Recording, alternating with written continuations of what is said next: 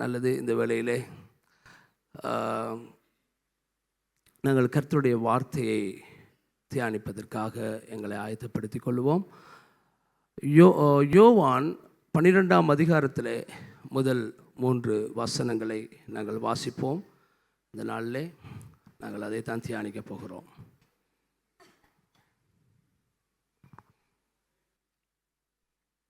பஸ்கா பண்டிகை வர 6 நாளைக்கு முன்னே இயேசு தாம் மரணத்தில் இருந்து எழுப்பின லாசரு இருந்த பெத்தானியாவுக்கு வந்தார்.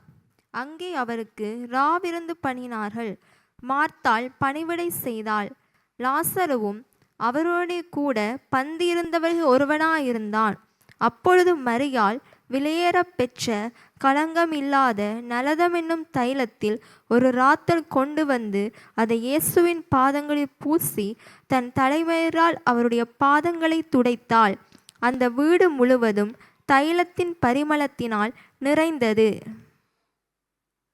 நல்லது. நாங்கள் இந்த வார்த்தைக்காக நாங்கள் ஜெபம் செய்வோம். நாங்கள் எங்களுடைய கண்களை மூடி எங்களுடைய தலைகளை தாழ்த்தி இந்த வேளையிலே ஆண்டவரிடத்திலே நாங்கள் கேட்போம். இதற்கூடாக என்னோடு பேசுங்க ஆண்டவரே என்று சொல்லி. ஹல்லேலூயா. சோத்திரம் ஆண்டவரே, மை துதிக்கிறோம், மை மகிமைப்படுத்துகிறோம். ஆண்டவரே, இந்த அருமையான காலை பொழுதிலே கர்த்தாவே எங்களை ஆண்டவரே உம்முடைய ஆண்டவரே பரிசுத்த இந்த ஓய்வு நாளிலே ஆண்டவரே உம்மை பரிசுத்தமாய் நாங்கள் உம்மை ஆசாரிக்கும்படியாக உம்முடைய சமூகத்தில் எங்களை கூட்டி சேர்த்தபடினாலும் உமக்கு நன்றி சொல்கிறோம். உம்மை துதிக்கும், உம்மை ஆராதிக்கும், உம்மை மகிமைப்படுத்தும்.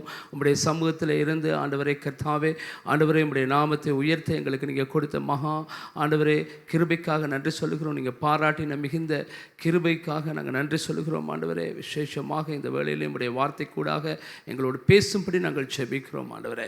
கர்த்தாவே சுவாமி, இந்த வார்த்தை கூடாக ஆண்டவரே சுவாமி எங்களுடைய இருதயங்களிலே கர்த்தாவே சுவாமி ஆண்டவரே கர்த்தாவே உம்முடைய வார்த்தையை ஆண்டவரே சுவாமி நாங்கள் ஆண்டவரை பதித்து கொள்ளத்தக்கதாய் ஆண்டவரே நீங்கள் சுவாமி கர்த்தாவே உம்முடைய ஆண்டவரே சுவாமி வாயிலிருந்து புறப்படுகின்ற உம்முடைய சுவாமி இருதயத்திலிருந்து தோன்றுகின்ற ஒரு வார்த்தையாய் ஆண்டவரே கர்த்தாவே இந்த காலை பொழுதிலே எங்களுக்கு ஆண்டவரே அதை பெற்றுக்கொள்ள எங்களுக்கு உதவி செய்ய தகப்பனே. உம்முடைய வல்லமுள்ள கர்த்தரை சுவாமி இந்த வார்த்தையும் ஆண்டவரை அடியானையும் ஆண்டவரை கேட்கிற உம்முடைய பிள்ளைகள் ஒவ்வொருவரையும் ஒப்புக் கொடுக்கிறோம். நீங்களை பொறுப்படுத்தி ஆசீர்வதித்து வழி நடத்துங்க ஆண்டவரே.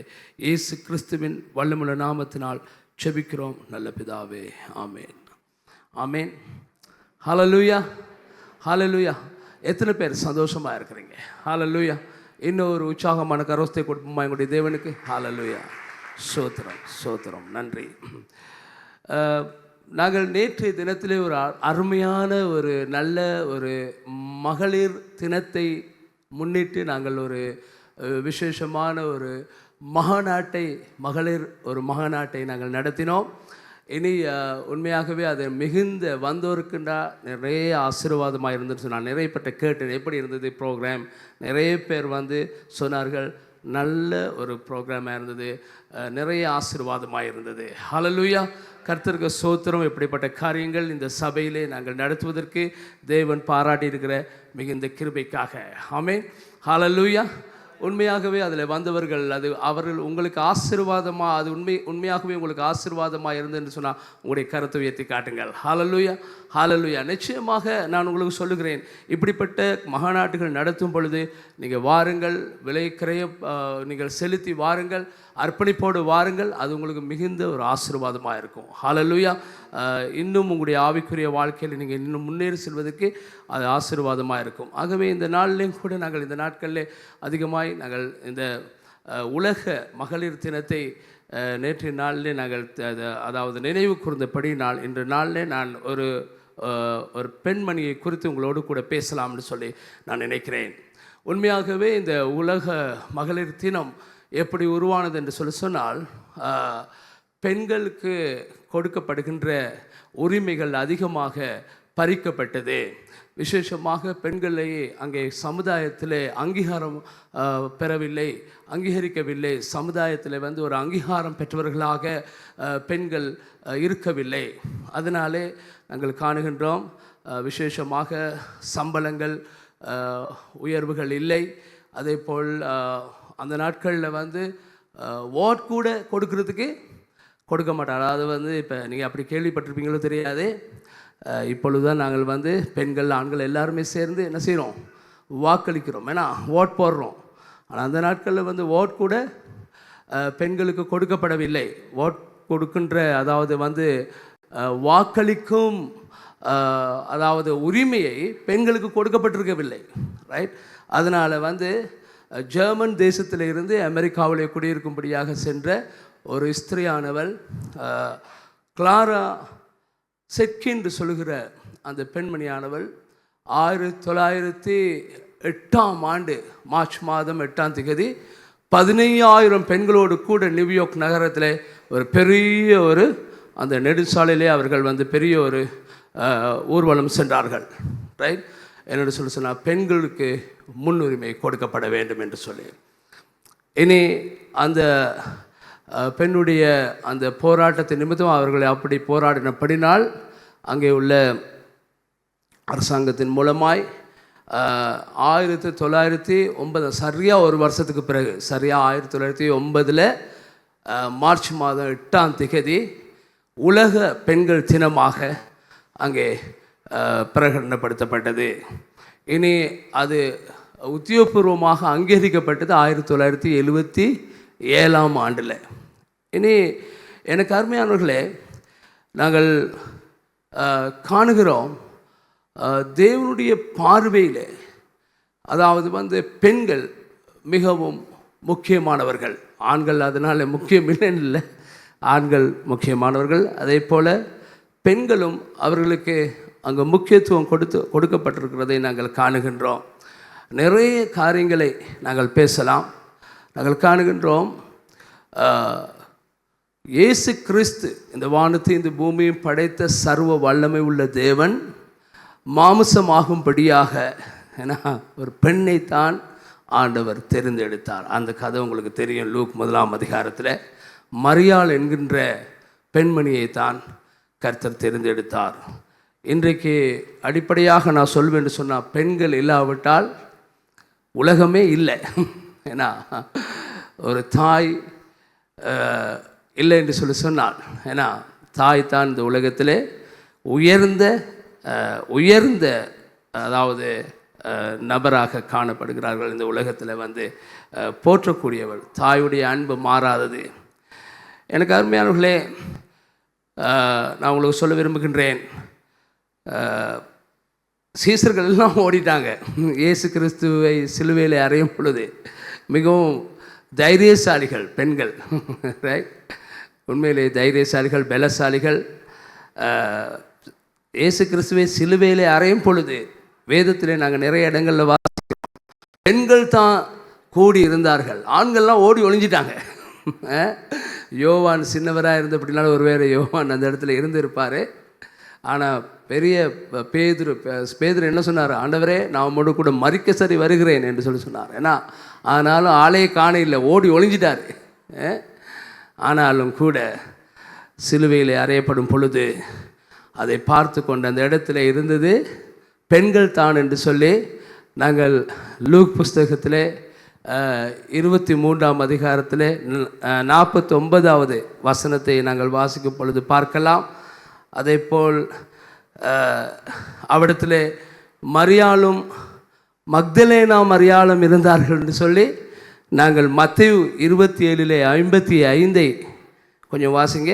அந்த இடத்துல வாசிக்கும் பொழுது நாங்கள் பார்க்கிறோம். மத்தேயு 27:55 என்ன சொல்கிறது? மேலும் இயேசுவுக்கு ஊழியம் செய்யும்படி கலிலேயாவில் இருந்து அவரோடே வந்திருந்த அநேக ஸ்திரீகள் அங்கே தூரத்திலே நின்று பார்த்து கொண்டிருந்தார்கள். அவர்களுக்குள்ளே மகதலேனா மரியாளும் யாக்கோப்புக்கும் யோசேக்கும் தாயாகிய மரியாளும் செபதேயுவின் குமாரருடைய தாயும் இருந்தார்கள். எல்லாரும் மரியாள்கள் தான். இனி நாங்கள் காணுகின்ற அநேக ஸ்திரீகள் இருந்தார்கள். லூக் புஸ்தகத்தில் 23:49 சொல்கிறது அநேக ஸ்திரீகள் இருந்தார்கள் என்று சொல்லி, மத்தேயு 27:55 அநேக ஸ்திரீகள் இருந்தார்கள். அதுகளுக்குள்ளே இருந்தவர்களே ஒரு சிலர்களுடைய பெயர்கள் குறிப்பிட்டிருக்கிறதை நாங்கள் காணுகின்றோம். அதே போல் நாங்கள் யோவான் 19:26 நாங்கள் பார்க்கும் பொழுது அந்த இடத்துல வந்து இப்போ இந்த இடத்துல வந்து இயேசுவின் தாயாகிய மரியாள் இருந்ததாக சொல்லப்படவில்லை மத்தேயு 26. ஆனால் யோவான் புஸ்தகத்தில் 19:26 சொல்லப்படுகிறது, இயேசுவின் தாயாகிய மரியாளும் அந்த இடத்துல இருந்ததாக. ஹல்லேலூயா. எனக்கு அருமையானவர்கள், நாங்கள் காணுகின்றோம் அங்கே பிறப்புக்கும் இப்போ புதிய ஏற்பாடு எப்படி தொடங்குகிறது? ஒரு பெண்ணால் தான் தொடங்குகிறது. ஏன்னா இயேசு கிறிஸ்துவுடைய பிறப்போடு கூட நாங்கள் பார்க்கிறோம். அதே போல் இயேசு கிறிஸ்து சாகும் பொழுதும் பெண்கள் தான் கூடுதலாக அவரிடத்தில் இருக்கிறார்கள், ரைட்? அதே போல் நாங்கள் காணுகின்றோம் இயேசு கிறிஸ்து உயிர்த்தெழுதும் பொழுதும் முதலாவது போய் பார்த்ததும் ஒரு பெண் தான். யோவான் 20ஆம் அதிகாரத்தில் 1வது வசனத்தை நீங்கள் வாசிப்பீர்கள் சொன்னால், அங்கே மக்தலேனா மரியாள் ஓடி போய் அந்த இயேசு கிறிஸ்து இருந்த கல்லறையை போய் பார்க்கிறாள். நாங்கள் காண்கின்ற முதல் செய்தியை யார் சொன்னது? அந்த மக்தலேனா மரியாள். ஏன்னா பெண் ஒன்று தான். நாங்கள் காணுகின்றோம் பெண்களுடைய பங்கு மிக பெருமதியானது. அவர்கள் மிகவும் அதாவது கர்த்தருடைய பார்வையில் மேன்மையானவர்கள் என்பதை நாங்கள் காணுகின்றோம். நாங்கள் பார்க்கிறோம், வாசிக்கப்பட்ட இந்த வேத பகுதியிலே இந்த மரியாள் என்கிற இந்த மரியாள், அதாவது மார்த்தாளும் மரியாளும் சகோதரிகள். லாசருடைய தங்கை 2 பேர். நான் நினைக்கிறேன் மரியாள் மூத்தவள் என்று சொல்லி, மார்த்தாள் இளையவளாக இருக்கலாம். நாங்கள் காணுகின்றோம் இந்த மரியாள் அங்கே இயேசுடைய பாதத்திலே நாங்கள் காணுகின்றோம் அங்கே நலதம் என்னும் ஒரு தைலத்தை அவர் எடுத்து அதை வார்த்து அதை அந்த எண்ணெய் அந்த பாதங்களில் பூசி தன்னுடைய தலைமயிரினாலே பாதங்களை துடைக்கிறதை நாங்கள் காணுகின்றோம். வேதம் சொல்லுகிறது, அந்த வீடு முழுவதும் தைலத்தினால் அந்த பரிமளத்தினாலே நிறைந்தது என்று சொல்லி நாங்கள் வாசிக்கிறோம். பிரியமானவர்களே, எனக்கு அருமையானவர்களே, தேவன் எங்கள் ஒவ்வொருவரையும் நேசிக்கிறார். பெண்களை மாத்திரமல்ல, ஆண்களை எல்லாரையுமே தேவன் நேசிக்கிறார். ஹல்லேலூயா. மனுஷ குலத்தையே தேவன் நேசிக்கிறார். அன்றியும் அவரை விசுவாசிக்கிறவர்கள் எத்தனை பேரோ, ஏன்னா அத்தனை பேருக்கும் தேவனுடைய பிள்ளைகள் ஆகும்படியான அதிகாரத்தை தேவன் கொடுத்தார் என்று சொல்கிறார். நாங்கள் காணுகின்றோம், ஒருவரும் கெட்டு போவது தேவனுடைய சித்தம் அல்ல. எல்லாருமே அவரை விசுவாசிக்கிறவர்கள் எல்லாருமே ரட்சிக்கப்பட வேண்டும் என்பதே அவருடைய நோக்கமாக இருக்கிறது. அவர் எல்லாரையும் நேசிக்கிற தேவனாக இருக்கிறார். ஆனால் நாங்கள் அவரினாலே நேசிக்கப்பட நாங்கள் என்ன செய்ய வேண்டும்? எனக்கு அருமையானவர்களே, இந்த மரியாளை அதிகமாக இந்த லாசருடைய குடும்பத்தை, மரியாளை மாத்திரமல்ல, நாங்கள் காணுகின்ற இந்த லாசருடைய குடும்பத்தை அதிகமாக தேவன் இயேசு கிறிஸ்து நேசித்தார் என்று சொல்லி நாங்கள் கர்த்தருடைய வார்த்தையிலே வாசிக்கின்றோம். நாங்கள் வாசிப்போம் என்று சொன்னால், அதாவது யோவான் 11 வெகு சீக்கிரமாக நாங்கள் வாசிப்போம். யோவான் 11 3வது வசனத்தை சீக்கிரமாக வாசிங்கள். 3வது வசனத்தை. அப்பொழுது அவனுடைய சகோதரிகள், ஆண்டவரே, நீ சிநேகிக்கிறவன் வியாதியா இருக்கிறான் என்று சொல்ல அவரிடத்திற்கு ஆள் அனுப்பினார்கள். அதே போல் 5வது வசனம், 36வது வசனம். இயேசு மார்த்தாளிடத்திலும் அவருடைய சகோதரியிடத்திலும் லாசருவிடத்திலும் அன்பாயிருந்தார். 36வது வசனம். அப்பொழுது யூதர்கள், இதோ இவர் அவனை எவ்வளவாய் சிநேகித்தார் என்றார்கள். ஆமென். நாங்கள் காணுகின்றோம், இந்த இயேசு கிறிஸ்து அதிகமாய் இப்போ இந்த குடும்பத்திலே அதிகமாக அன்பு வைத்தார் என்று சொல்லி வேதமே சொல்லுகிறது. அந்த அளவுக்கு இந்த குடும்பம் என்னத்தான் செஞ்சு போட்டாங்க. இவர்கள் எப்படி இயேசுடைய அன்பை கவர்ந்தார்கள், அது இந்த காலை பொழுதில் எங்களுக்கு மிகவும் அவசியமானது. பிரியமானவர்களே, எத்தனை பேர் நீங்கள் விரும்புகிறீங்க இயேசுவினால் அதிகமாய் நேசிக்கப்பட விரும்புகிறீர்கள்? உங்களுடைய கருத்தை வைத்து காட்டுங்க பார்ப்போம். ஹல்லேலூயா, ஹல்லேலூயா. எனக்கு அருமையானவர்களே, தேவனுடைய அன்பு மாறாதது. நாங்கள் தேவனால் நேசிக்கப்பட விரும்புகின்றோம். நாங்கள் அனைவரும் தேவனால் நேசிக்கப்பட விரும்புகின்றோம். எனக்கு அருமையானவர்களே, நாங்கள் இயேசு எங்கள் ஒவ்வொருவரையும் நேசிக்கிறவராயிருக்கிறார். ஹல்லேலூயா. அவர் எங்களை நேசிக்கிறவராயிருக்கிறார். அவருடைய அன்பு மாறாதது. அவருடைய அன்பை நாங்கள் பெறுவதற்கு நாங்கள் என்ன செய்ய வேண்டும்?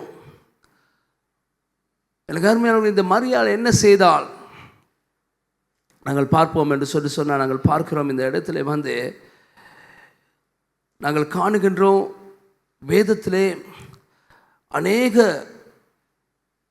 திக்கற்றவர்களை, சிறுமைப்பட்டவர்களை தேவன் அதிகமாய் நேசிக்கிறவராயிருக்கிறார்.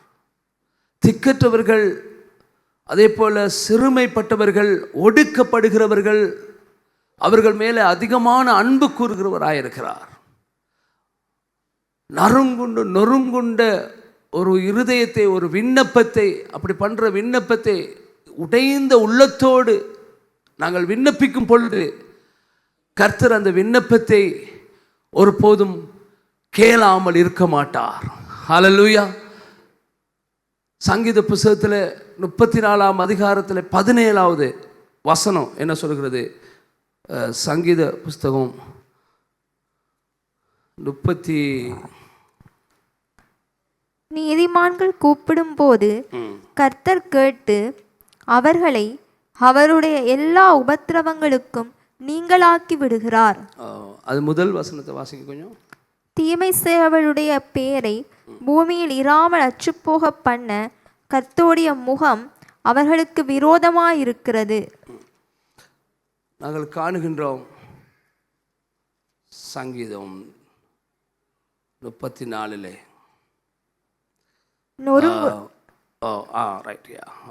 நொறுங்குண்ட இருதயமுள்ளவளுக்கு கர்த்தர் சயமாயிருந்து நறுங்குண்ட ஆவியுள்ளவர்களை ரட்சிக்கிறார்.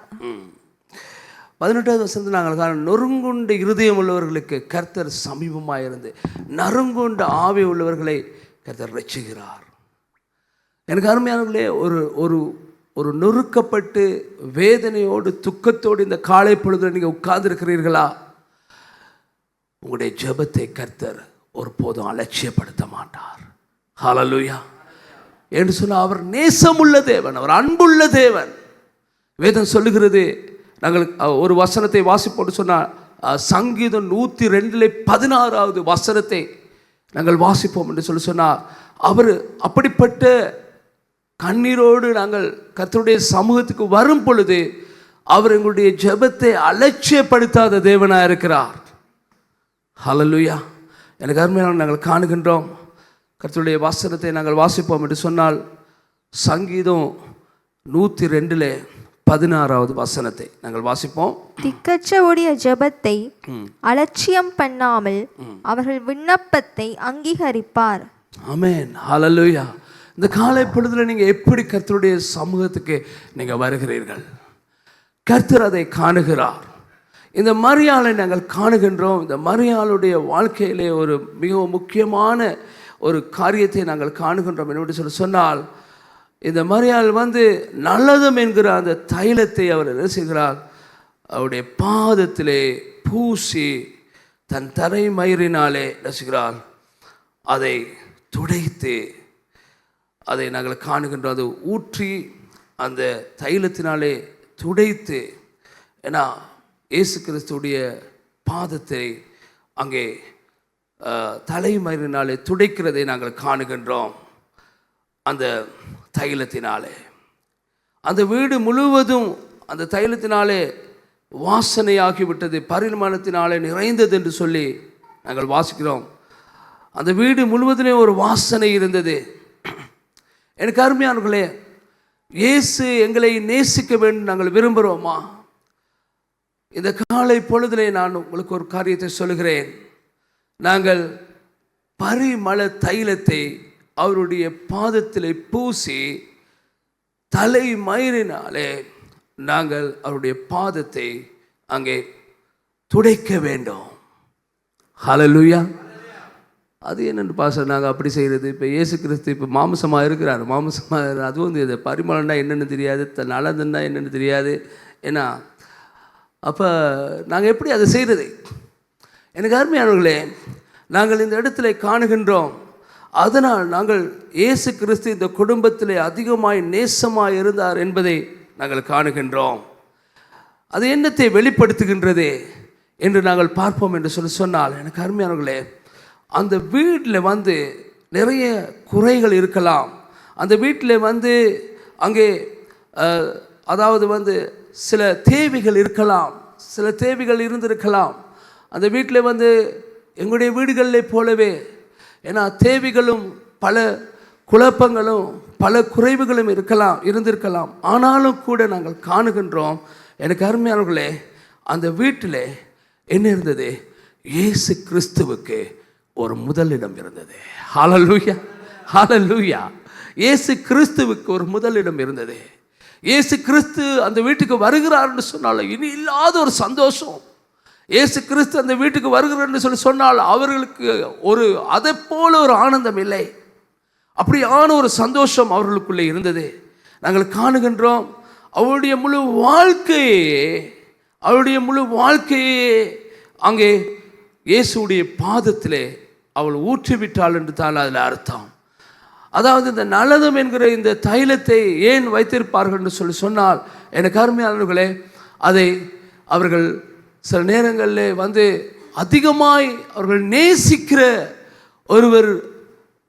ஒருவரை அங்கே கனப்படுத்தும்படியாக அவருடைய மரணத்தின் பொழுது அந்த மரணத்திலே அவர்கள் அதை தெளிக்கும்படியாய் வைத்திருப்பார்கள். அடுத்ததாக அவர்கள் வைத்திருப்பார்கள், விசேஷமாக அந்த தைலத்தை அவர்கள் வைத்திருப்பார்கள். அவருடைய திருமண நாளிலே, முதல் இரவு நாளிலே, அந்த திருமண நாளிலே அந்த தைலத்தை அந்த அந்த கட்டிலே அதை அவர்கள் என்ன செய்வார்கள்? தூவார்கள். அதே போல் அந்த தன்னுடைய மணமகனுடைய தலையிலே அதை பூசுவார்கள். அது யூதர்களுடைய ஒரு பண்பாய் இருந்தது. அதில் அர்த்தம் என்னவென்று சொன்னால், என்னுடைய முழு வாழ்க்கையே நான் உனக்கு கொடுத்து விட்டேன் என்று தான் அதில் அர்த்தம். என் வாழ்க்கையை நான் உனக்கு கொடுத்து விட்டேன். அந்த தைலத்தை பூசுவதில் இருக்கிற அர்த்தம் அதுதான். அப்ப நாங்கள் காணுகின்றோம், என்னுடைய திருமணத்தை பார்க்கலாம் ஆண்டவரே, அப்பா நான் உண்மை நேசிக்கிறேன். எனக்கு இருந்த உங்களுக்கு தெரியுமா, ஒரு பெண்ணுக்கு இருக்கிற பெரிதான ஒரு எதிர்பார்ப்பு அந்த திருமண நாள். ஒரு பெண்ணுக்கு இருக்கிற ஒரு எதிர்பார்ப்பு அந்த திருமண நாள். அதுதான் ஒரு பெரிய ஒரு கனவு. அதுதான் அவர்களுக்கு இருக்கிற பெரிய ஒரு கனவு. நாங்கள் காணுகின்றோம் இந்த இடத்துல அந்த மரியாள் என்ன சொல்ல, தன்னுடைய வாழ்க்கை, முழு வாழ்க்கையை அதுதான் நாங்கள் காணுகின்றோம். அவள் சொல்கிறான், அந்த முழு வாழ்க்கையை நான் இயேசுடைய பாதத்திலே நான் ஊற்றிவிட்டேன். ஹல்லேலூயா, கொடுத்து விட்டேன். எனக்கு அருமையானவர்களே, நாங்கள் அப்படி ஆண்டவருக்காக எங்களுடைய முழு வாழ்க்கையும் அவருக்கு கொடுத்து அவரை நேசிக்க முடியுமா? ஹல்லேலூயா. அவரை நாங்கள் அப்படி நேசிப்போம் என்று சொன்னால், எனக்கு அருமையானவர்களே, நான் உங்களுக்கு சொல்லுகிறேன், அவருடைய அன்பை நீங்கள் இன்னும் அதிகமாக நீங்கள் பெற்றுக்கொள்வீர்கள். அவருடைய அன்பை இன்னும் அதிகமாக நீங்கள் உணர்ந்து கொள்வீர்கள். ஹல்லேலூயா. இன்னும் அதிகமாய் அவருடைய அன்பை நீங்கள் உணர்ந்து கொள்வீர்கள். அந்த வீடு முழுவதும் அந்த பரிமளத்தினாலே வாசமாய் இருந்தது என்று சொல்லி நாங்கள் காணுகின்றோம். உங்களுடைய வீட்டில் இருக்கிற துதி, ஜெபம், அந்த துதியினாலே அந்த வீடு வாசனையாக, ஜெபத்தினால் அந்த வீடு வாசனையாக, உங்களுடைய சாட்சியுள்ள வாழ்க்கையினால் அந்த வீடு வாசனை வீசுகின்ற ஒரு வீடாக இருக்கும் என்றால், எனக்கு அருமையார்களே, அந்த வீட்டிலே இயேசு கிறிஸ்து நிச்சயமாய் தங்கி இருப்பார். ஹல்லேலூயா. கரங்களை தட்டி நாங்கள் தேவனை ஸ்தோத்திரிப்போமா? உங்களுடைய வீட்டிலே நீங்கள் அங்கே ஒரு ஓயாத ஒரு ஜெபமாய், ஒரு துதி வீடாய், ஒரு ஜெப வீடாய், ஒரு சாட்சி உள்ள ஒரு வீடாய் இருக்கும் என்று சொன்னால், அந்த வீடு ஒரு வாசனை உள்ள வீடாக, எனக்கு அருமையானவர்களே, இயேசுடைய வாசனை உள்ள ஒரு வீடாக அந்த வீடு மாறும். பிரியமானவர்களே, ஆகவே இந்த காலை பொழுதிலே இந்த மரியாளுடைய இந்த காரியத்திலிருந்து நாங்கள் கற்றுக்கொள்வது என்னென்று சொன்னால், எனக்கு அருமையானவர்களே, அவளுடைய அந்த முழு வாழ்க்கையும் இயேசு கிறிஸ்து கொடுத்து அவள் இயேசு கிறிஸ்துவை நேசித்ததை நாங்கள் காணுகின்றோம். விலையேற பெற்ற சொல்லப்படுகிறது. இந்த விலையேற பெற்ற இந்த எண்ணெயை இவள் பாதத்தில் விழுத்திட்டு விட்டாலே இது எவ்வளோ விலையேறப்பட்டது, இதை விற்று ஏழைகளுக்கு கொடுக்கலாம் என்று சொல்லி அடுத்த வசனங்களே நாங்கள் வாசிக்கலாம். 7வது வசனம் வரை நீங்கள் வாசித்தால் நீங்கள் காணலாம். தரித்திற்கு ஏழைகளுக்கு கொடுக்கலாமே, யூதாஸ் இப்படி சொல்றதை நாங்கள் பார்க்கலாம். எனக்கு அருமையானவர்களே, அவ்வளவுக்கு அது பெருமதி வாய்ந்தது. அந்த பெருமதி வாய்ந்த அந்த எண்ணெயை இல்லாவிட்டால் அவ்வளோ பெருமதி வாய்ந்ததே, அது பரவாயில்லை, என் தேவனுக்கு நான் அதை கொடுக்கிறேன். ஹல்லேலூயா. உங்களுடைய வாழ்க்கையில் இருக்கிற பெருமதி வாய்ந்த காரியத்தை, உங்களுடைய வாழ்க்கையில பெருமதியாய் நீங்க எண்ணுகிறதை இயேசுவுக்கு விட்டு கொடுக்க முடியுமா? இயேசுவுக்கு கொடுக்க முடியுமா? எனக்கு அருமையானவர்களே, அப்பொழுது நீங்கள் அவருடைய அன்பை இன்னும் அதிகமாக நீங்க உணர்ந்து கொள்ளுவீங்க. ஹல்லேலூயா.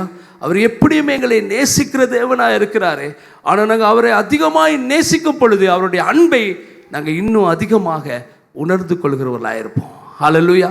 எத்தனை பேருக்கு நான் சொல்றது விளங்குது? ஹல்லேலூயா. அவர் எப்படியுமே எங்களில் அன்புள்ளவர் தான். ஆனால் அவருடைய அன்பை நாங்கள் எங்களுக்கு எப்பொழுது அது உணரப்படும் என்று சொன்னால் நாங்கள் அதிகமாய் அவரை நேசிக்கும் பொழுது. ஹல்லேலூயா. ஆகவே இந்த இடத்துல நாங்கள் காணுகின்றோம், அந்த மரியாள் அவ்வாறாக அவள் செய்தபடினால் இயேசுடைய அன்பை அதிகமாய் அவள் உணர்ந்ததை நாங்கள் காணுகின்றோம். அடுத்ததாக நாங்கள் காணுகின்றோம், அவள் இயேசுவின் பாதத்திலே விழுந்தாள் என்று சொல்லி நாங்கள் காணுகின்றோம். அங்கே யோவான் 12ஆம் அதிகாரத்திலே நாங்கள் வாசிப்போம் என்று சொன்னால் 3வது வசனம், அதே வசனத்தில் நாங்கள் காணுகின்றோம், அங்கே இயேசுடைய பாதங்களை துடைத்தாள், இயேசுடைய பாதத்திலே அவள் விழுந்தாள். நாங்கள் காணுகின்றோம், அங்கே சிரசினாலே அவருடைய தலைமுடியினாலே அந்த பாதத்தை அவள் என்ன செய்கிறாள்? துடைத்து விடுகிறாள். எனக்கு அருமையானவர்களே, நாங்கள் அவருடைய பாதத்திலே விழ வேண்டியவர்களாக இருக்கின்றோம். எனக்கு அருமையானவர்கள், நாங்கள் அவருடைய பாதத்திலே விழும் பொழுது அவர் எங்களை ஒருபோதும் கைவிட மாட்டார். ஹல்லேலூயா. நான் உங்களுக்கு சொல்கிறேன், அங்கே யோவான் 11ஆம் அதிகாரத்திலே நாங்கள் 32வது வசனத்தை கொஞ்சம் நாங்கள் வாசிப்போம். இயேசு இருந்த இடத்தில் மரியாள் அவரை கண்டவுடனே அவர் பாதத்தில் விழுந்து, ஆண்டவரே, நீ இங்கே இருந்திருந்தீரானால் என் சகோதரன் மரிக்க மாட்டான் என்றாள். நாங்கள் காணுகின்றோம். ஹல்லேலூயா. அங்கே இயேசுடைய பாதத்திலே அவள் விழுந்தாள் என்று காணுகின்றோம். தன்னுடைய சகோதரனுடைய அந்த வியாதி நிமித்தம் அவர் இறந்து போன வேளையிலே நாங்கள் காணுகின்றோம், அங்கே இயேசுடைய பாதத்திலே அவள் விழுகிறதை நாங்கள் காணுகின்றோம். எனக்கு அருமையானவர்களே, எங்களுடைய வாழ்க்கையிலும் கூட நான் உங்களுக்கு சொல்லுகின்றேன், நாங்கள் சாதாரணமாக நாங்கள் ஜெபிக்கின்ற ஜெபத்தை பார்க்கிறோம், கண்ணீரோடு நாங்கள் ஜெபிக்கின்ற ஜெபத்திலே ஒரு பதில் இருக்கின்றது. ஹல்லேலூயா. கண்ணீரோடு நீங்கள் ஜெபிக்கின்றீர்களா? கண்ணீரோடு ஜெபிக்கும் பொழுது அதில் ஒரு பதில் இருக்கிறது. நாங்கள் காணுகின்றோம், இந்த மார்த்தாள் இயேசு வருகிறதை கேள்விப்படுகிறாள். நாங்கள் 20வது வசனத்தை வாசிப்போம். அதாவது யோவான் 11ஆம் அதிகாரத்திலே 20வது வசனத்தை கொஞ்சம் வாசிங்க. இயேசு வருகிறாள் என்று மார்த்தாள் கேள்விப்பட்ட போது அவருக்கு எதிர்கொண்டு போனாள். மரியாளோ வீட்டிலே உட்கார்ந்திருந்தாள். மார்த்தாள் இயேசுவிடத்தில் ஆண்டவரே, நீர் இங்கே இருந்திருந்தீரானால் என் சகோதரன் மரிக்க மாட்டான். இப்பொழுதும் நீர் தேவனிடத்தில் கேட்டுக்கொள்வது எதுவோ அதை தேவன் உமக்கு தந்தருளுவார் என்று அறிந்திருக்கிறேன் என்றாள். இயேசு அவளை நோக்கி, உன் சகோதரன் உயிர்த்தெழுந்திருப்பான் என்றார். அதற்கு மார்த்தாள், உயிர்த்தெழுதல் நடக்கும் கடைசி நாளிலே அவனும் உயிர்த்தெழுந்திருப்பான் என்று அறிந்திருக்கிறேன் என்றாள். இயேசு அவளை நோக்கி, நானே உயிர்த்தெழுதலும் ஜீவனுமாயிருக்கிறேன். என்னை விசுவாசிக்கிறவன் மரித்தாலும் பிழைப்பான். உயிரோடிருந்து என்னை விசுவாசிக்கிற எவனும் என்றென்றைக்கும் மறியாமலும் இருப்பான். இதை விசுவாசிக்கிறாயா என்றார். அதற்கு அவள், ஆம் ஆண்டவரே, நீர் உலகத்தில் வருகிறவரான தேவகுமாரனாகிய கிறிஸ்து என்று நான் விசுவாசிக்கிறேன் என்றாள். இவைகளை சொன்ன பின்பு அவள் போய் தன் சகோதரியாகிய மரியாளை இரகசியமாய் அழைத்து, போதகர் வந்திருக்கிறார், உன்னை அழைக்கிறார் என்றாள். அவள் அதை நாங்கள் காணுகின்றோம். மார்த்தாள் என்ன செய்கிறாள்? நாங்கள் காணுகின்றோம். மார்த்தாள் போய் விழுந்து இயேசு கிறிஸ்துவிடத்தில் சொல்லுகிறாள், ஆண்டவரே, நீர் இங்கே இருந்திருந்தால் என்னுடைய சகோதரன் மரித்திருக்க மாட்டான். அப்போ இயேசு கிறிஸ்து சொல்லுகிறார், இல்லை, அவர் உயிர் தெழுவார் என்று சொல்லி இயேசு கிறிஸ்து. ஆனால் இந்த ஸ்திரீ இந்த மார்த்தாள் என்ன சொல்கிறார்? இந்த மார்த்தாள் சொல்கிறார் இல்லை ஆண்டவரே, நீர் வருகிற உலகத்திலே வருகிற நாட்களிலே அந்த தேவகுமாரனாகிய இயேசு கிறிஸ்து என்னும் வருவார் என்று சொல்லி, அவர் உயிர் தெழுவார் என்று சொல்லி நான் விசுவாசிக்கிறேன் என்று சொல்லி அவள் சொல்லுவதை நாங்கள் காணுகின்றோம். எனக்கு பிரியமானவர்களே, நாங்கள் காணுகின்றோம், அவள் விசுவாசிக்கிறாள். கர்த்தருடைய வார்த்தையிலே இயேசு கிறிஸ்து போதித்த போதனைகளை விசுவாசிக்கிறாள். இயேசு கிறிஸ்து உயிர் தெழுவார் என்று சொல்கிற அந்த நம்பிக்கை, அந்த விசுவாசம் அவருக்கு இருக்கிறதை நாங்கள் காணுகின்றோம். அவர் அதாவது எந்த ஒரு தளம்பதலும் அவளுக்குள்ளே இல்லை. நாங்கள் காணுகின்றோம். அதை அப்படியே விசுவாசிக்கிறார். கர்த்தருடைய வார்த்தையை விசுவாசிக்கிறார். இப்போ இயேசு கிறிஸ்து சொல்கிறார், உன்னுடைய சகோதரன் எழுந்திருக்க போகிறான்னு சொல்லி. அப்போ அவள் என்ன செய்திருக்க வேண்டும்? அவன் சொல்லியிருக்க வேண்டும், ஓ எவ்வளோ ஆச்சரியம் ஆண்டவரே, எவ்வளோ மகிமையானது ஆண்டவரே, நீங்கள் அதை செய்ய போகிறீங்களா அப்படின்னு கேட்டிருக்க வேண்டும். ஆனால் அவள் என்ன சொல்லுகிறாள்? அவள் சொல்லுகிறாள், ஆமாம் ஆண்டவரே, நான் அதை விசுவாசிக்கிறேன், உடைய வருகையின் பொழுது எல்லாரும் எழுந்திருப்பாங்களே, ஏன்னா அது அப்படி தான் சொல்லுகிறாள். ஆனால் மரியாள் அப்படி அல்ல.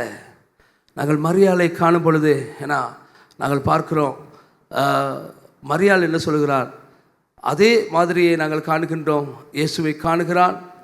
32வது வசனத்தை மறுபடியுமாக நாங்கள் வாசிப்போம். 32, 33 வசனங்களை மறுபடியும் நாங்கள் வாசிப்போம். இயேசு இருந்த இடத்தில் மரியாள் வந்து அவரை கண்டவுடனே அவர் பாதத்தில் விழுந்து, ஆண்டவரே, நீர் இங்கே இருந்திருந்தீரானால் என் சகோதரன் மரிக்க மாட்டான் என்றார். மார்த்தா சொன்ன காரியத்தை தான் அவளும் சொல்லுகிறாள், நீர் இங்கே இருந்திருந்தால் என்னுடைய சகோதரன் மரித்திருக்க மாட்டான். ஆனால் அடுத்த வசனத்தில் என்ன சொல்கிறார்? 33 என்ன சொல்கிறார்? அவள் அழுகிறதையும் அவளோடே கூட வந்த யூதர்கள் அழுகிறதையும் இயேசு கண்டபோது ஆவியிலே கலங்கி துயரமடைந்து, அவனை எங்கே வைத்தீர்கள் என்றார். ஆண்டவரே, வந்து பாரும் என்றார்கள். இயேசு கண்ணீர் விட்டார். நாங்கள் காணுகின்றோம், அவள் அழுது புலம்புகிறாள். இப்போ மார்த்தாக்கு துக்கம் இல்லாமல் இல்லை. ஆனால் மரியாள் இயேசுடைய பாதத்தில் விழுந்து நாங்கள் காணுகின்றோம். அவள் அழுகும் பொழுது அந்த அழுகையின் ஜெபம் கர்த்தருடைய இருதயத்தை தொடுகிறது. ஹல்லேலூயா. நாங்கள் காணுகின்றோம், ஆகார் பழைய ஏற்பாட்டிலே ஆதியாகம புஸ்தகத்திலே நீங்கள் காணுகிறீர்கள். ஆகார் அழுது புலம்புகிறார், நான் என் மகன் மரிப்பதை நான் பார்க்க மாட்டேன் என்று சொல்லி அங்கே ஒரு கல் எரிகிற தூரத்திலே போய் நின்று கொண்டு அவள் ஒரு செடிக்குள்ளே அவள் மறைந்து கொண்டிருக்கிறாள். நாங்கள் காணுகின்றோம், அங்கே அவள் சொல்கிறாள், என் மகன், என் குமாரன் இறப்பதை நான் பார்க்க மாட்டேன். அவள் அழுகிறாள், தேவனை நோக்கி அழுகிறாள். வேதம் சொல்லுகிறது, ஆகாருடைய கூக்குரலை தேவன் கேட்டார். ஹல்லேலூயா. இந்த காலை பொழுதில் எனக்கு அருமையானவர்களே, நீங்கள் பல காரியங்களுக்கு கூடாக நெருக்கப்பட்டு கொண்டு நீங்கள் யாருக்கிட்டையும் சொல்ல முடியாமல் அழுகிறீர்களா? அழுது தேவனுடைய சமூகத்திலே நீங்கள் புலம்புகிறீர்களா? நிச்சயமாக அந்த கண்ணீரின் ஜெபத்துக்கு பதில் உண்டு. ஹல்லேலூயா. தேவன் அதை அலட்சியப்படுத்துவது இல்லை என்று சொல்லி நாங்கள் வாசித்தோம். ஹல்லேலூயா. சங்கீதம் 102 நாங்கள் 16வது வசனத்திலே வாசித்தோம், அதை ஒருபோதும் அவர் அலட்சியப்படுத்த மாட்டார். அவர் எங்களுக்கு பதில் கொடுக்கிற தேவனாயிருக்கிறார். ஆகவே எனக்கு அருமையானவர்களே, நான் உங்களுக்கு சொல்லுகின்றேன், கர்த்தருடைய சமூகத்திலே, கர்த்தருடைய பாதத்திலே நாங்கள் விழ வேண்டும். விழுகிறவர்களை அழுது செபிக்கின்றவர்களாய் நாங்கள் மாறும் பொழுது எனக்கு அருமையானவர்களே, கர்த்தருடைய அன்பை நீங்கள் உணர்ந்து கொள்ள போகிறீர்கள். ஹல்லேலூயா. எப்படியுமே கர்த்தர் எங்களை நேசிக்கிறவராக இருக்கிறார். அதில் அவருடைய அன்பு மாறாதது. ஹல்லேலூயா. இயேசு கிறிஸ்துவுடைய அற்புதங்கள் அடையாளங்கள் குறையாதது. அவருடைய அன்பு மாறாதது. ஹல்லேலூயா. அவருடைய அன்புக்கு எந்த ஒரு குறைவும் இல்லை. அதுக்கு எத்தனை பேர் ஆமென் என்று சொல்கிறீங்க? ஹல்லேலூயா. அவருடைய அன்பு அப்படியே இருக்குது. அகாபே அன்பு, அவருடைய அந்த விட்டு கொடுக்கிற அன்பு, அகாபே தெய்வீக அன்பு அப்படியே இருக்குது. ஆனால் நாங்கள் அதை உணர்ந்து கொள்வது எப்படி? எப்பொழுது நாங்கள் உணர்ந்து கொள்ள போகிறோம்? கண்ணீரோடு நாங்கள் ஜெபிக்கும் பொழுது. ஹல்லேலூயா. கண்ணீரோடு ஜெபிக்கும். அவரை தேற்றுவார். கரங்களை தட்டி எங்கள் தோளிலே தட்டி, மகளே நீ அழாதே, மகனே நீ அழாதே என்று சொல்லி அவர் உங்களை தேற்றுவதை நீங்கள் காணலாம். ஹல்லேலூயா. ஹல்லேலூயா. அவருடைய அன்பை நீங்கள் உணர்ந்து கொள்ள போகிறீர்கள். எனக்கு அருமையானவர்களே, அடுத்ததாக நாங்கள் காணுகின்றோம் இந்த காலை பொழுதிலே, எனக்கு அருமையானவர்களே, இந்த மரியாள் இதே மரியாள் தான். இந்த மரியாள் லாசருடைய சகோதரியாகி இந்த மரியாள் நாங்கள் காணுகின்றோம். அவள் இயேசுடைய பாதத்திலே உட்கார்ந்து இருந்தாள் என்று சொல்லி நாங்கள் வாசிக்கிறோம். லூக் 10ஆம் அதிகாரத்தில் 39வது வசனத்தை கொஞ்சம் வாசிங்க பார்ப்போம்.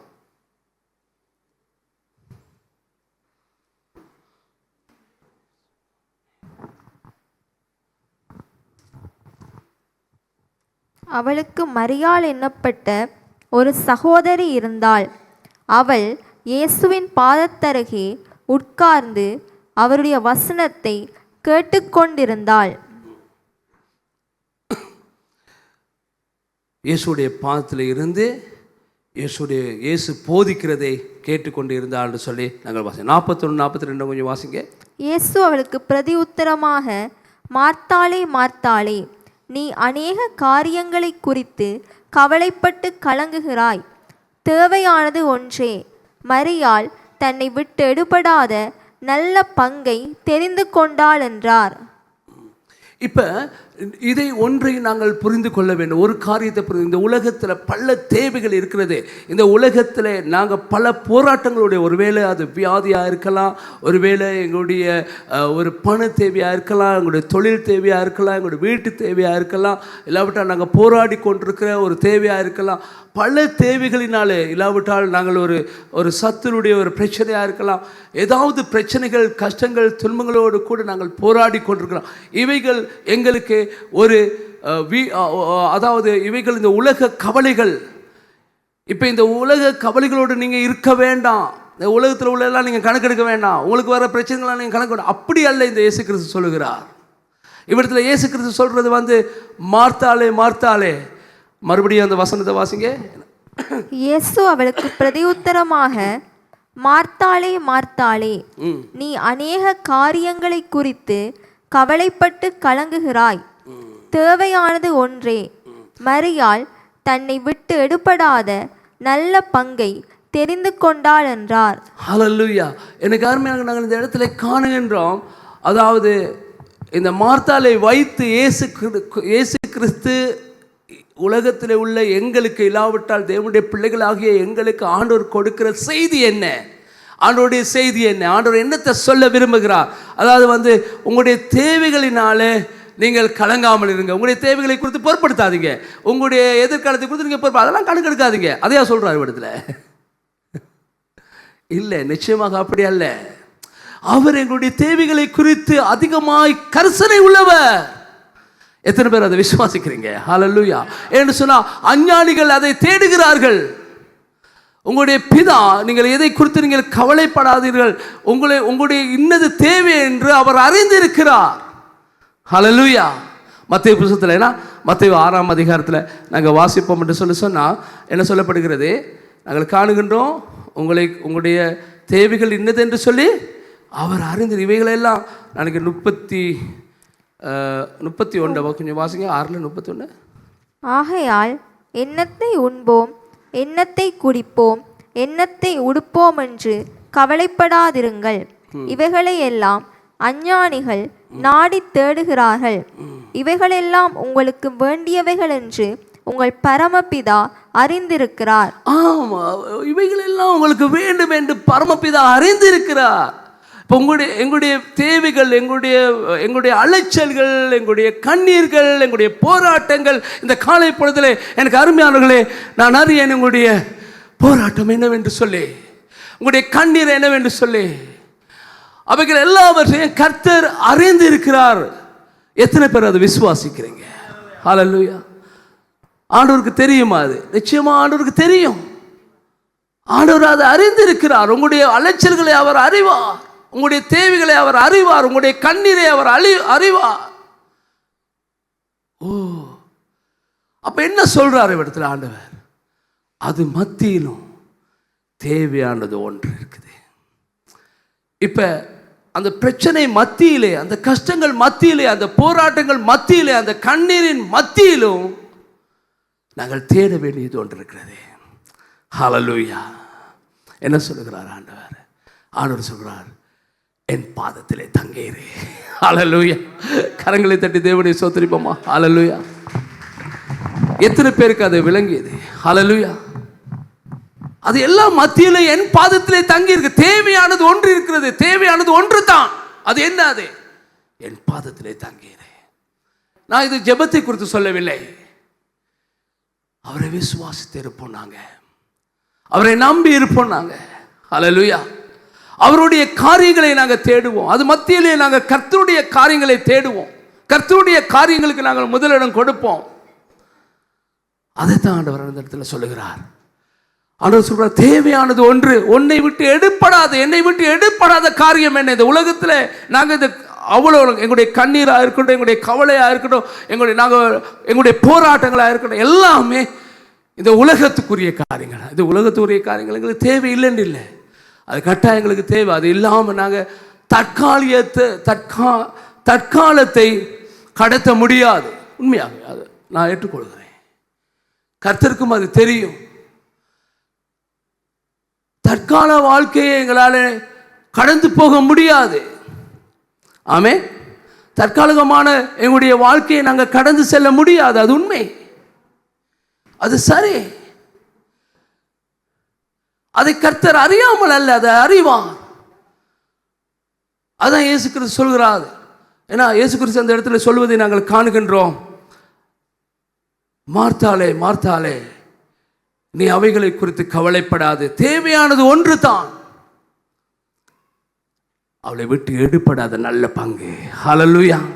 எடுப்படாத நல்ல பங்கு அது என்ன? அது பரலோக காரியங்கள், உன்னதமான காரியங்கள். வேதம் சொல்லுகின்றது, கொலோசியர் 3ஆம் அதிகாரத்திலே முதல் 2 வசனங்களை நாங்கள் வாசிப்போம் என்று சொன்னால், நீங்கள் கிறிஸ்துவுடன் கூட எழுந்ததுண்டானால் கிறிஸ்து தேவனுடைய வலது பாசத்தில் வீற்றிருக்கும் இடத்தில் உள்ள மேலானவைகளை தேடுங்கள், பூமியில் உள்ளவைகளை அல்ல, மேலானவைகளையே நாடுங்கள். ஏனென்றால் நீங்கள் மரித்தீர்கள், உங்கள் ஜீவன் கிறிஸ்துவுடனே தேவனுக்குள் மறைந்திருக்கிறது. ஆமென். ஹல்லேலூயா. நீங்கள் கிறிஸ்துவுடனே எழுந்தது உண்டானால் மேலானவைகளை தேடுங்கள், மேலானவைகளை நாடுங்கள். மேலானவைகள் என்ன? நித்தியமான காரியங்கள், எங்களை விட்டு எடுப்படாத காரியங்கள். ஹல்லேலூயா. எங்களை விட்டு எடுப்படாத காரியங்கள் அவைகளெல்லாம் இந்த உலகத்தில் உள்ள எதுவாக இருக்கணும். சுகத்தை நாங்கள் சுகத்துக்காக ஜெபிக்கிறோம். கட்டாயம் எங்களுக்கு சுகம் தேவை, கர்த்தர் எங்களுக்கு தருவார் அதை. ஆனால் அதை நாங்கள் நித்தியத்துக்கு எடுத்துக்க போக போகிறோமா? யாராவது நாங்கள் அதை பரலோகராஜ்யத்தை எடுத்துகிட்டு போவோமா அந்த சுகத்தை? இல்லை. அது சரீரத்தில் வாழும் வரைக்கும் மட்டும்தான். இந்த பூமியில் நாங்கள் எதை அனுபவித்தாலும் அது எல்லாமே இந்த சரீரத்தில் வாழும் வரைக்கும் மட்டும்தான். ஆனால் எங்களை விட்டு எடுப்படாத ஒரு நல்ல பங்கு இருக்கிறது அது மத்தியிலே. ஹல்லேலூயா. அந்த நல்ல பங்கு என்ன? நித்தியமான காரியங்கள், பரலோக காரியங்கள். ஹல்லேலூயா. அந்த காரியங்களை நாங்கள் நாடுவோம் என்று சொன்னார், இவைகள் எல்லாம் எங்களுக்கு கூட கொடுக்கப்படும். எத்தனை பேர் விசுவாசிக்கிறவங்களை ஒரு நல்ல கரவஸ்தை கொடுப்போம் எங்களுடைய தேவனுக்கு. ஹல்லேலூயா.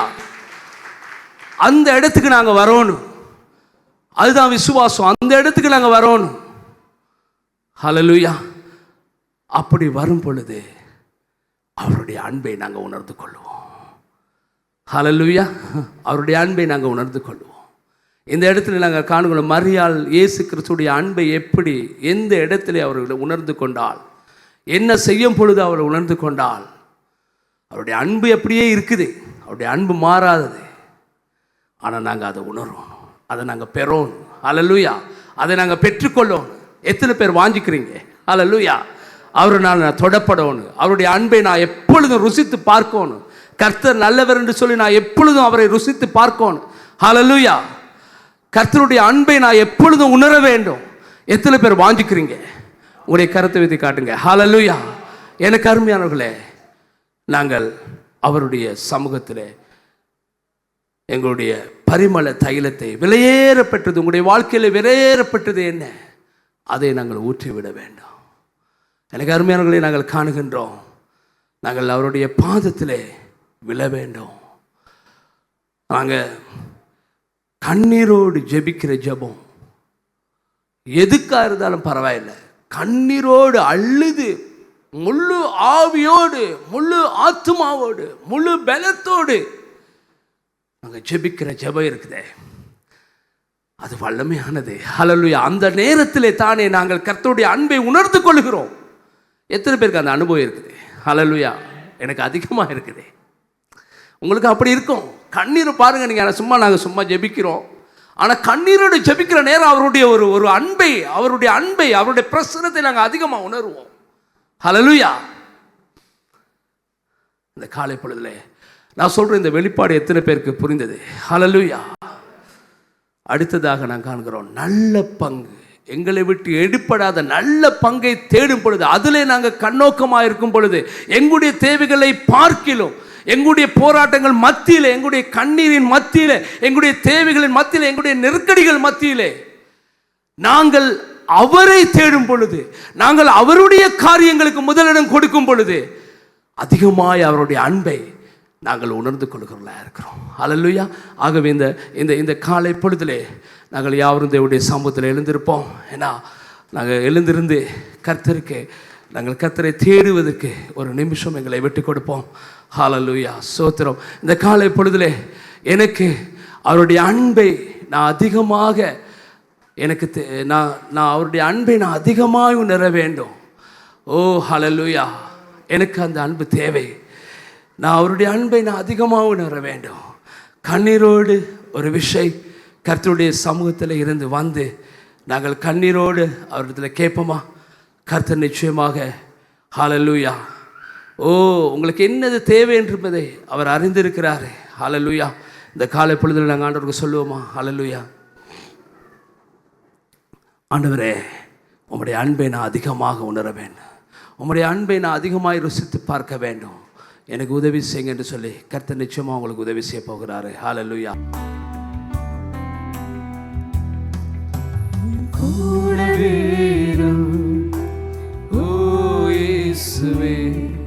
நீங்க இல்லாமல் நான் வாழ முடியாது, பக்கத்திலே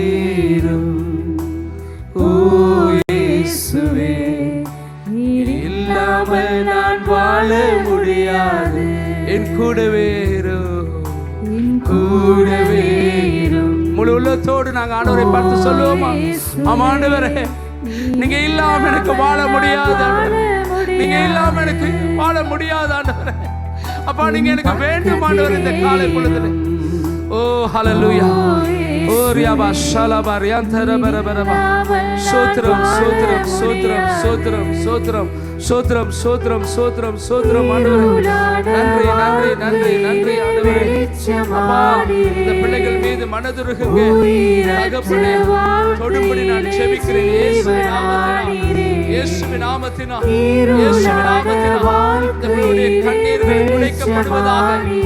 ஆண்டவரே, நீங்க நேசமுள்ள தேவன் ஆண்டவரே, உம்முடைய அன்பை கர்த்தாவே அதிகமாய் ருசிக்கும்படியாய் அப்பா, இந்த பிள்ளைகள் கண்ணீரோடு உம்முடைய பாதத்திலே கதறும் பொழுது ஆண்டவரே சுவாமி, இந்த ஜெபங்களுக்கு நீங்க பதில்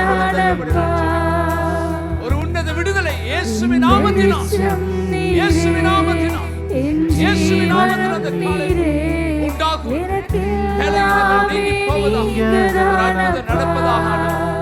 ஆசீர்வதிங்க ஆண்டவரே. இயேசுவின் நாமத்தினாலே ஆண்டவரே இந்த மகளை தொடும்படி நான் ஜெபிக்கிறேன். ஆண்டவரே என்னை நேசிப்பதற்கு யார் நான் வாழ ஆண்டவரே நீங்க மட்டும்தான் இருக்கிறீங்க ஆண்டவரே.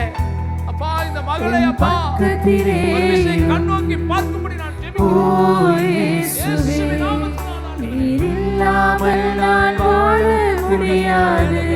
தகப்பனாய் இருக்கிற தேவன் ஆண்டவரே, கண்ணீர் சிந்தும் நேரத்தில் நீ தாயுமானீரே. காயப்பட்ட நேரத்தில் நீ தகப்பனானீரே.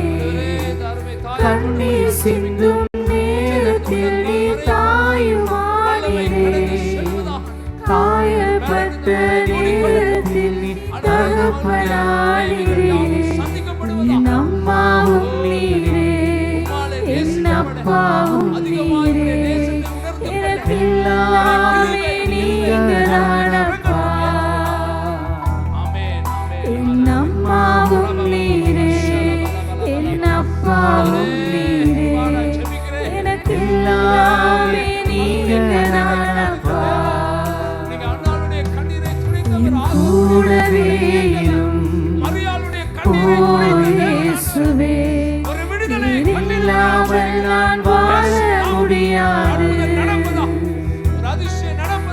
பக்கத்திலே இரும் இயேசுவே. நீர் இல்லாமல் நான் வாழ முடியாது. கூடவே நேரத்தில் வைத்தியரானீரே.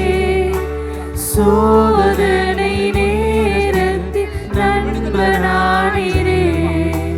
வியாதியின் நேரத்தில் வைத்தியரானீரே. சோதனை நேரத்தில் நண்பனானீரே. என் வைத்திய நீரே, என் நண்பனும் நீரே, எனக்கெல்லாமே நீங்கதானப்பா. என் வைத்திய நீரே, என் நண்பனும் நீரே, எனக்கெல்லாமே நீங்கதானப்பா.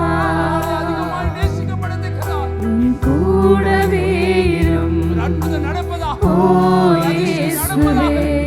நீர் இல்லாமல் நான் வாழ முடியாது. என் பக்கத்திலே இரும் இயேசுவே. நீர் இல்லாமல் நான் வாழ முடியாது. என் கூடவே இரும் இயேசுவே. நீர் இல்லாமல் நான் வாழ முடியாது. என் பக்கத்திலே இரும் இயேசுவே. நீர் இல்லாமல் நான் வாழ முடியாது. கண்ணீருக்கு ஒரு விடுதலையை கொடுக்கும்படி நான் கூடவே இரும் இயேசுவின் நாமத்தினால் இயேசுவே. நீர் இல்லாமல் நான் வாழ முடியாது. கவலைகள் எல்லாம் எடுத்து போடுங்க ஆண்டவரே. உன் பக்கத்திலே நான் ஜெபிக்கிறேன்ப்பா. இயேசுவே. நீர் இல்லாமல் நான் வாழ முடியாது. என்ன செய்வோம், எங்கே திரும்புவோம், நீர் இல்லாமல் நான் வாழ முடியாது. ஒரு பாதையை காண்பிங்க ஆண்டவரே. நீர் இல்லாமல் வாழ முடியாது. அன்பை ஊற்றுங்க. நீர் இல்லாமல் நான் வாழ முடியாது. ரபா ஷலபா ரபா லபா ரபா ஷலபா ரபா ரபா.